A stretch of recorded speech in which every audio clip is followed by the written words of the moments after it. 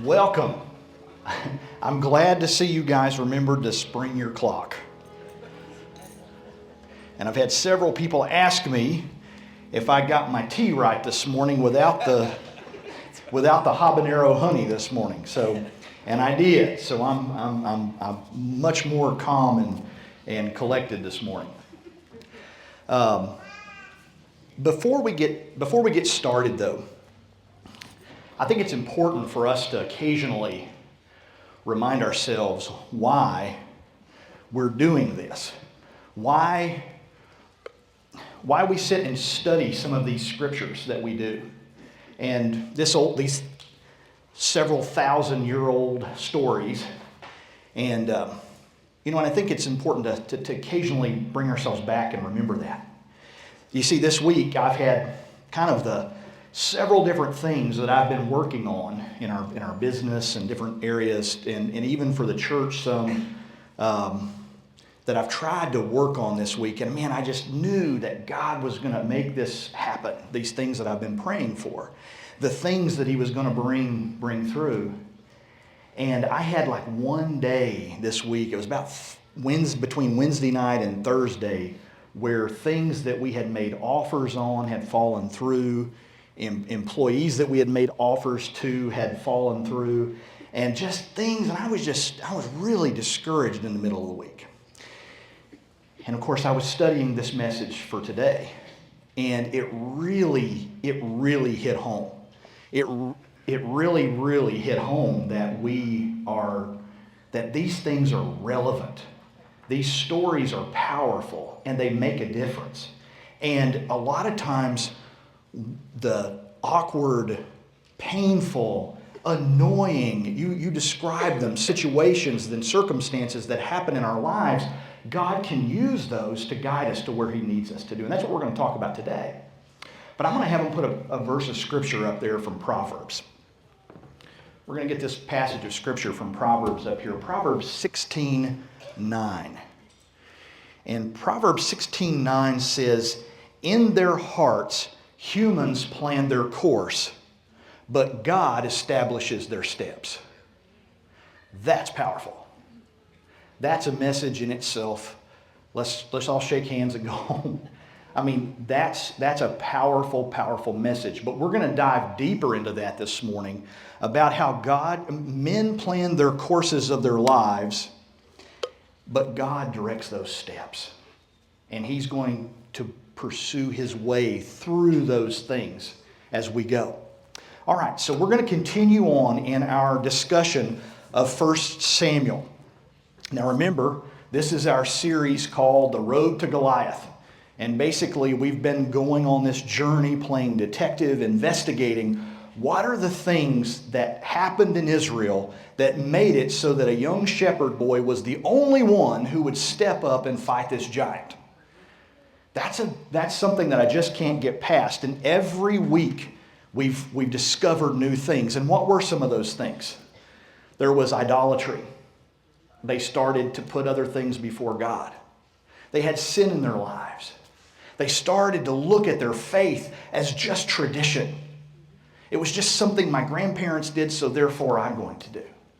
And that sort of thing are what led us to where we're at. And then when things were good, they started looking around, they started envying the other nations, and they said, you know what, we want a king, like to be like other nations. So in last week, we ended up with God saying, okay, if this is what they want, this is what they're going to get, and I'm going to give them what they want. And so we're going to meet the man today that God chose to fill that role of the first king. Now, remember, we looked back in passages before, God had intended on there being a king before. And I think that king was ultimately going to be David. Because what was God doing at this time in history? He was establishing the lineage of Jesus. He was coming from the garden where man had fallen and had fallen away from their fellowship with God. And then He was going to provide the lineage that was going to bring them through Bethlehem and through to Jesus, to make that way that perfect lamb. And so as we study the Old Testament, I think it's important for us to understand that if we look back in In Romans 8:28 it says, and when we know that in all, hold on, I'm sorry, I'm reading the wrong passage. Romans 15:4. For everything that was written in the past was written to teach us, so that through the endurance taught in the Scriptures and the encouragement they provide, we might have hope. So it's very, very important that we go back and look, because all of these old stories are not just written for historical purposes. They're written to have an impact in your life and to give you hope. So don't forget that. Don't get lost in the fact that we're talking about things that happened thousands of years ago. But as we go forward, and I shared with you guys the idea that this week I've had several things kind of fall through, different opportunities, and it's been very kind of discouraging. Let me ask you this. How about you? Yeah, there's probably been some things in here. I'm probably not the only one dealing with that this week. There's probably things that you're going through that don't make sense. And it doesn't make it better that people that we work with, people that we're around, we look over here and they come in, they say, oh, you won't believe what God told me. Oh, God did this. God's guiding me here. It was so clear. And you're going, why can't it be clear to me? We've all been there, right? You know, it just gets so frustrating, it gets so fatiguing. But these old stories, it says to give us endurance of hope. And so let's look into one of those stories for endurance and hope in our faith. 1 Samuel chapter 9, verse 1. There was a Benjamite, a man of standing, whose name was Kish, son of Abiel, the son of Zeror, the son of Bechorath, the son of Aphiah of Benjamin. Now, there again, the reason they give these lineages is because lineage is what this is all about. These are real people who really lived, who really struggled, who really dealt with these issues. And so it's very important that the Bible just isn't telling a fairy tale. It's giving you the genealogy of the person to really show that value. In verse 2 it says, Kish had a son named Saul. The son as handsome a young man as could be found anywhere in Israel, and he was a head taller than everyone else. So, when we see Saul, we learn from these writings that he was from a wealthy family, that he was from the smallest tribe in that wealthy family. What are some other things that we learn about Saul in this? He was tall and handsome. So he was a very popular guy. It also, if you'll notice, in the past, whenever we've introduced a character, it'll say, and he served the Lord, and he followed the Lord, and he sought the Lord. It doesn't say that about Saul. What we learn about Saul is he's a handsome, tall guy. Daddy's kind of rich. So that's what we kind of hear about him. So he's got that kind of classic big fish in a little pond mentality. You know people like that. And so that's Saul. And he'd probably be a lot more arrogant of a guy if it wasn't for the fact that he's in the small tribe. It's kind of always kept him in check. Verse 3. Now the donkeys belonging to Saul's father Kish were lost. And Kish said to his son, take one of the servants with you and go and look for the donkeys. I think this is hilarious that the very first king of Israel is not found on a battlefield standing victorious on a mountaintop. He's looking for lost donkeys. He's walking around looking for livestock. Now, and I also thought it's funny that if Saul's dad had servants and said one of our servants, why didn't he just say, servants, go find the donkeys? I kind of get that vibe that he's trying to get Saul to launch a little.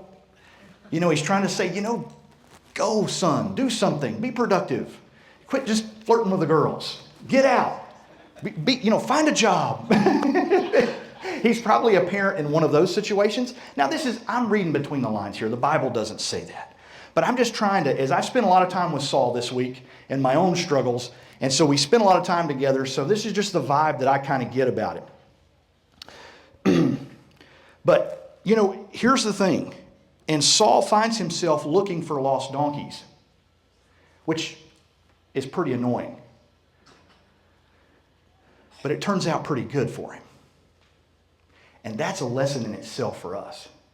Is some of those circumstances that you're dealing with right now that you don't understand why, you don't understand why God doesn't answer and why He doesn't guide and why He doesn't make it clear. What has He got for you? It's a question we have to ask ourselves. You see, when it comes to God's guidance, there's two mistakes that we make. I think there's two mistakes that we make. The first one is that every time these little situations happen in our lives, we think they're all telling us some big thing about our lives. Just because you go out to the garage and get the lawnmower out and the tire's flat doesn't mean that God's telling you shouldn't mow the yard. Okay? So not every little thing that happens is exactly God giving you these huge, big things. But the other mistake that we make as Christians is a lot of times when the little things happen, we're not being observant to the Lord and what's going on around us. We're frustrated. We get angry.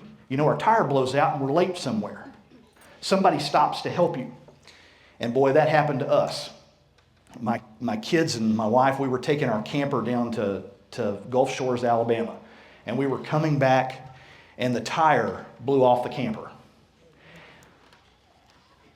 We were struggling for space. And so as we were leaving the campsite, I had this spare tire that was dry rotted, and I didn't have anywhere to put it. And I threw it away. Brilliant. Trust me, I thought about it so many times. But we pull over on the side of the road, and while we're there and we're trying to figure this out, we don't have a spare. A guy pulls up, man, and this guy looks like he just robbed the Hells Angels. I mean, he looks rough. And he pulls up and says, "Come on, get in the car with me and I'll go take you to a tire shop." And we're out of state, and I'm looking at my wife and my little kids sitting in the car, and I was like, "Farewell, honey." I'm going to the tire shop with this guy. So I got in the tire shop. I got in the car. We went to the tire shop. He pulls in. Just as they're pulling the door down on the garage, it was closing at 5 o'clock. They were closing the garage down. The guy ran up. He goes, "Hey, wait. Hey, this is my friend from Tennessee." And said, the guy did. He goes, "This is my friend from Tennessee. Can y'all help him change this tire?" And the guy running the tire shop you could tell he worked all day. He was tired. He was ready to go home.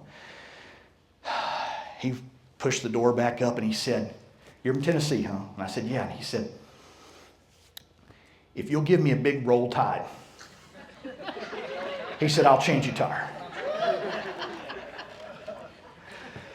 So I roll tide and he took joy in that, and then he gave us a tire and we were able to get back on the road. And then I went home and looked for things that would purify me from that statement. But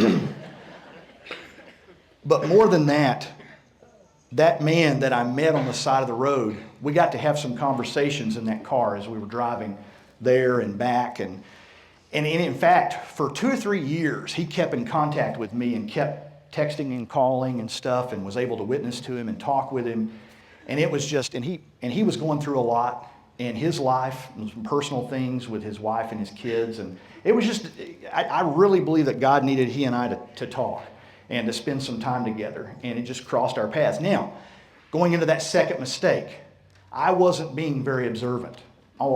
It became very clear that he needed to hear from somebody who believed and to have some encouragement. But I didn't go looking for that. And that's a mistake that we make. Is that, yeah, we overlook sometimes, but we also underlook a lot of times. And those little struggles that we're going through that just can't make sense. Why would the donkeys get out? Of all days, why would the donkeys get out? You know, those kinds of things are what we have to be prepared for and watching for as we deal in our day-to-day lives. The Bible says in Romans 8:28, This is what the wrong verse I started to read a minute ago. In Romans 8:28, it says, "And we know that all things God works for good of those who love him, who have been called according to his purpose." Now, one thing that I will add in here, and I think that purpose is really important, is that we miss that a lot of times. We think that everything that works good is God's going to work it out for your best when we're pursuing his purpose. And we leave that off of there sometimes. I think it's important for us to understand that when we align ourselves, and this is a recurring pattern, do you feel this from these different messages we've done over the last several months? Is that there's this recurring message of we need to align our desires with the desires of the Lord. We know what he wants, which is to fill his kingdom up. If that's what we're after, and that's what we're truly pursuing in our lives, then yes, these things will happen. But if you're being rebellious and you're running away from God, we can't expect those things to always work out. Sometimes it's going to cost us. Now, we're going to see here that Saul is not we don't believe that Saul was tremendously strong in his faith, and we're going to see some evidence of that. And we're going to watch this as we go through. In verse 4 it says, "So he passed through the hill country of Ephraim and through the area of Shalisha, but they did not find them. They went on into the district of Shillim, but the donkeys were not there. Then they passed through the territory of Benjamin, but they did not find them." So I kind of did some math, and we looked at some maps that I had, and I actually had a map that I was going to send over, and I just forgot to, but of the path that he went. It was really, he was searching an area about 12 miles wide and 25 miles long. Pretty good chunk of real estate that he was looking for these donkeys, him and this servant that he had taken with him.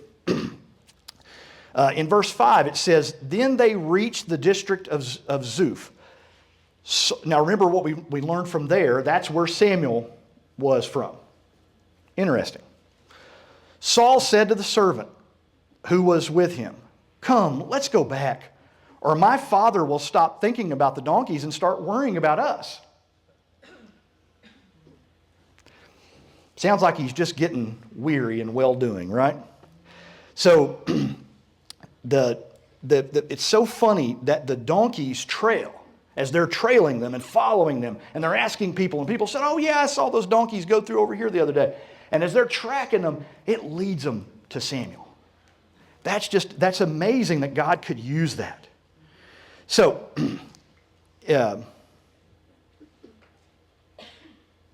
hold on, lost my place. Okay, verse 6. "But the servant replied, 'Look, in this town there is a man of God. He is highly respected, and everything he says comes true. Let's go there now. Perhaps he will tell us what way to take.'" Now, one thing that's interesting, I think Saul's servant is more concerned about his devotion to Saul's father than Saul is. And I think Saul's servant has a more God-centered mind than Saul does, which is a good lesson for all of us, that we need to surround ourselves with godly people. Because when we surround ourselves with godly people, even when we miss it, our brothers and sisters on our left and on our right can help guide us into the right train of thought, into paying attention to what God's showing, even when we're too dense to see it. You see, Saul never considered talking to God in this process. We never find in any of this where Saul asks God for help or guidance. So as we build this case of understanding who he is and what he's about, it's something to kind of keep in mind. In verse 7, Saul said to his servant, "If we go, what can we give the man? The food in our sacks is gone. We have no gift to take to the man of God. What do we do?" So we also see a little thing about Saul. Once the snacks got gone, he wanted to go back to the house. So Saul was so good-looking guy, tall, traveled on his stomach, didn't really put God first in what he was looking for. You know, we're starting to get a glimpse of who he is. And here's what's interesting, be the king. But as we start to look at this story, we can see Israel and Saul. You see, Saul is a glimpse of Israel. Tons of potential. Tons of potential. But just missing it. Just missing it. And that's what we're seeing here with Saul. So basically what's happened is Israel has asked for a king, and God has given them a king that mirrors who they are. Here's the question that I ask you. Do we mirror this? Are we living up to that potential? Are we searching for things and dealing in those circumstances and looking for God in the details? Just something to consider. Now there's some debate and I saw a couple of different things about this bringing a gift, this concept of bringing a gift to the prophet or the seer. And some passages in the Bible actually talk about bringing a gift. There's examples of that. But other people felt like, that I read, some commentators that I looked at, felt like there was a desire to almost treat it like a fortune teller. Because they just want to find the donkeys. They're not wanting a better relationship with God. They're just saying, where's our donkeys? So in return, they give him a gift. In verse 8, the servant answered him again. Look, he said, I have a quarter of a shekel of silver. I will give it to the man of God so that he will tell us what way to take. Surround yourself with godly friends. Surround yourself with friends that are willing to sacrifice for you. Because this servant is the servant. He's not the rich guy. He's not the rich, good-looking, tall guy. But he's willing to give whatever money he had to help his friend to fulfill what their master needed, and that was to find those donkeys. Really a cool thing. I kind of like the servant more than I like Saul, the more I study. In verse 9, formerly in Israel, if someone went to inquire of God, they would say, come, let us go see the seer, because the prophet of today used to be called the seer. So we're getting an update in ancient terminology here. This also suggests that Saul's family were not highly, well, I don't want to say religious, devout, because they were probably very religious in tradition, but not necessarily in their active faith, because they didn't really know the change in terminology that had happened within this, and they were still calling it the seer. So verse 10, good. Saul said to the servant, come, let's go. So they set out for the town where the man of God was. Verse 11, as they were going up the hill to the town, they met some young women coming to draw water. And they asked them, is the seer here? Let's pause for a second. Do you know how many people, normal people, going about normal daily routines, and we're going to talk about it a little bit more in a second, and this story is made up of so far? The different people that we've seen and the things that they're going through. So they're all coming together, and there is probably nothing more significant in the Bible than in just mundane activities than women drawing water at a well. Throughout the Old Testament, that's used over and over again, and even Jesus with the woman at the well in the New Testament. That is something that's used on and on and on. Now, it's interesting at this passage that they bump into these women on the road as they're drawing their water, and they ask, is the seer here? The ladies respond in verse 12, he is. They answered, he's ahead of you. Hurry now. He has just come down to our town, for the people have a sacrifice at the high place. It just so happened that he's in town. Not a coincidence. And one of the interesting things is that I came across was that in Jewish tradition, other sources say that these women stopped and talked to them because they thought Saul was so handsome. Thought that was interesting, that they normally wouldn't have done that, but Saul was so handsome that they went out of their way to give him instructions about the prophet. In verse 13, as soon as you enter the town, and this is still those ladies' instructions, as soon as you enter the town, you will find him before he goes up to the high place to eat. The people will not begin eating until he comes, because he must bless the sacrifice. Afterward, those who are invited will eat. Go up now, you shall find him about this time. So in verse 14 we see they went up to the town and they entered it. There was Samuel coming toward them on his way up the high place. Now 15, we get a little backstory here. Now the day before Saul came, the Lord had revealed this to Samuel. About this time tomorrow, I will send you a man from the land of Benjamin. Anoint him ruler over the people of Israel. He will deliver them from the hand of the Philistines. I have looked on my people, for their cry has reached me. Notice that what God said here in verse 16. It says, about this time tomorrow, I will send. So we see here, and one of the things that we learn about God's nature is using these little events to guide them to where he needed to be. God sent Saul there by letting donkeys escape and guiding those donkeys where they should go to cross paths with a group of ladies who would be drawing water,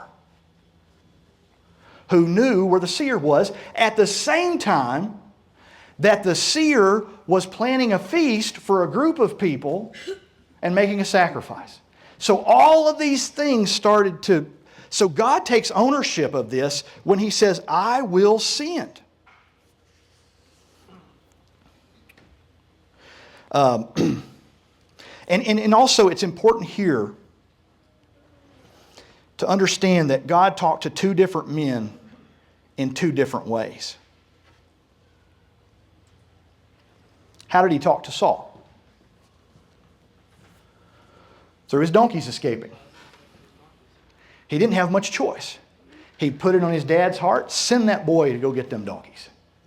So he goes out, and he takes the servant with him, and they go out looking for the donkeys. So we see this happening, and we see this in Saul never sees God's hand in this at any point. But who else do we see in the story? Samuel. How does God speak to Samuel? Directly. Right to him. He didn't leave any chance for a mistake. He said, there is going to be a guy. He is going to have from the tribe of Benjamin. He's going to be here tomorrow looking for donkeys. That kind of narrows it down to who's going to be coming around and who's going to be. And this is what I go back to when you talk about your friends. And you say your friends sometimes hear from God, and God's so clear to them. God tells them. And you're like, and you hear that from people, and you're almost jealous.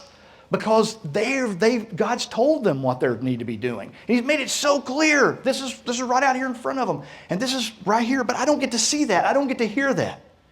And so we see here this example of God talking to these two men in two different ways.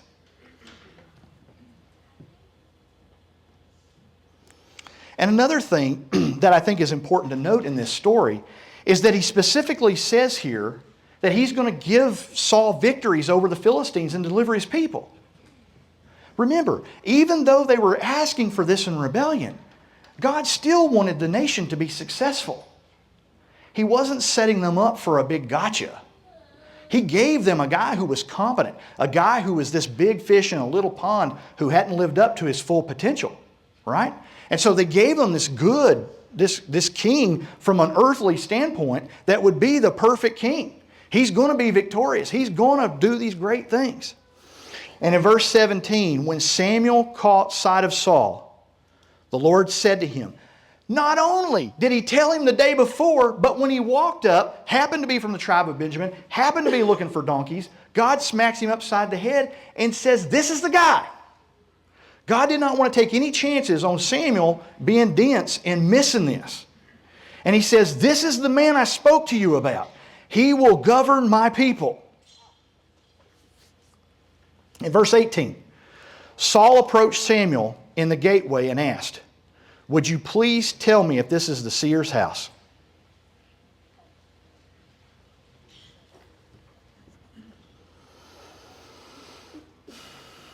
He should have known the prophet. Think about that. This is the leader of Israel.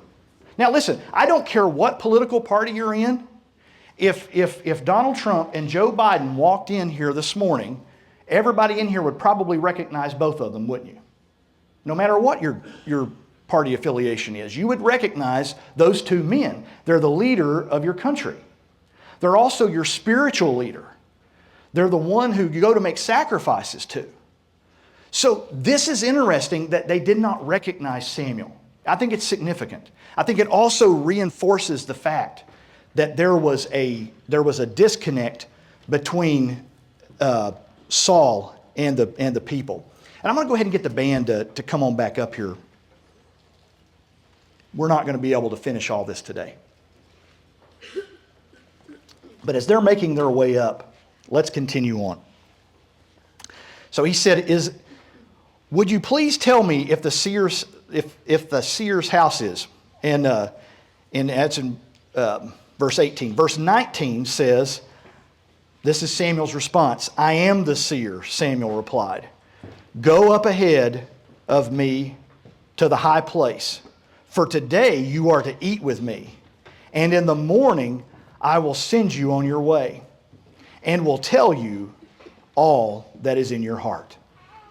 Now, I think this is a good place to stop. And the reason I think this is a good place to stop is because when Samuel says that, and he says, "I'm going to tell you all that is in your heart," that can also be translated, "I'm going to tell you what's on your mind, and I'm going to tell you about your moral character." Guys, think about that.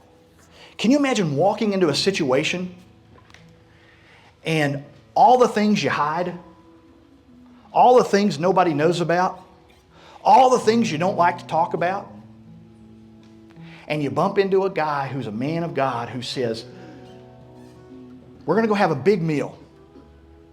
And after that meal's over, I'm going to show you what's in your mind. I'm going to show you what's on your heart. I'm going to show you your moral character." That'd be kind of intimidating. We might just get up and go. We might eat the good meal, skip out in the night and be gone. Because that'd be kind of scary. But that's what Saul's about to interact with. That's what Saul's about to hear. And next week, we're going to talk about Saul. We're going to talk about family legacy. We're going to talk about Saul and how he could have taken advantage of this and taken the gift that God had given him and the reward of being the king and could have used it to bring glory to his house. We learn later on he doesn't. Hate to ruin it for you. But I want to ask you this morning, before we worship together here again, before we go, I just want to ask you, are you paying attention to the little things in your life? Those little things. If you don't know Jesus, what kind of little things happen that keep pointing you to God and keep telling you this is what you need to do? You need to come to Christ. Those little occurrences, those little meetings, those little situations that just keep pointing that I need to buy into this. This is not just tradition. This is real.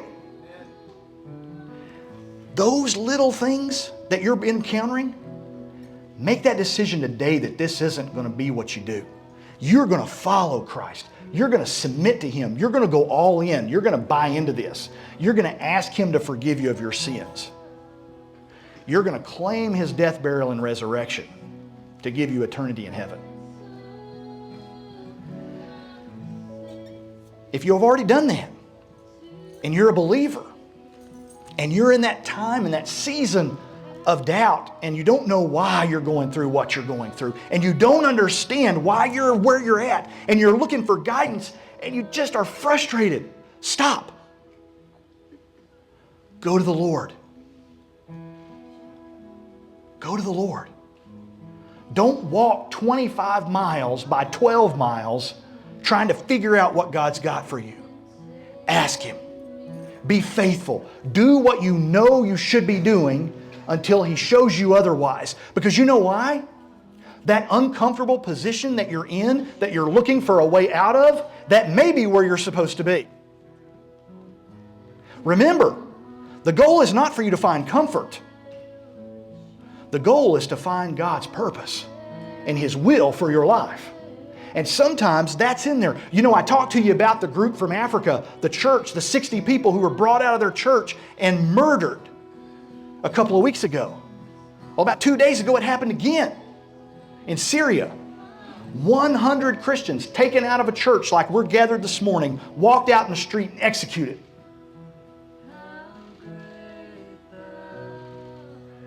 You think what you're going through is rough? Guys, let's get our spiritual maturity in place. Let's look for God in those little things. And let's pursue Him. Let's stand and worship together. If you want to come up and make a decision today, we've got people who will pray with you. If you would like to talk after the service, please don't leave here today without us talking and confirming that you know you're heading to heaven. Let's stand and worship together.